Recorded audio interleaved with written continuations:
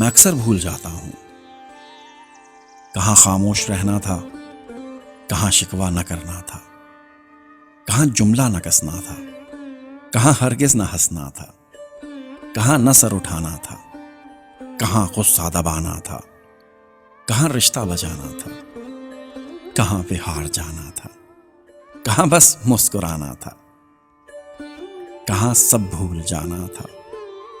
मैं अक्सर भूल जाता हूँ कहाँ नजरें झुकानी थी, कहाँ सोचे छुपानी थी, कहाँ पर माफ करना था, कहाँ दिल साफ रखना था, कहाँ पे जिद लगानी थी, कहाँ चाहत दिखानी थी, कहाँ हिम्मत बढ़ानी थी, कहाँ नेकी कमानी थी। मैं अक्सर भूल जाता हूँ।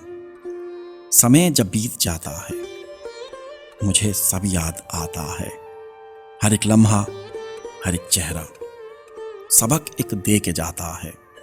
मगर मैं क्या करूं अपना, मैं कुंजी सब्र की रख के कहीं पे भूल जाता हूं।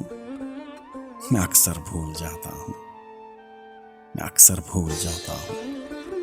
असलम सियाल साहब, ये नज़्म आपकी भेजी हुई, आप ही के नाम।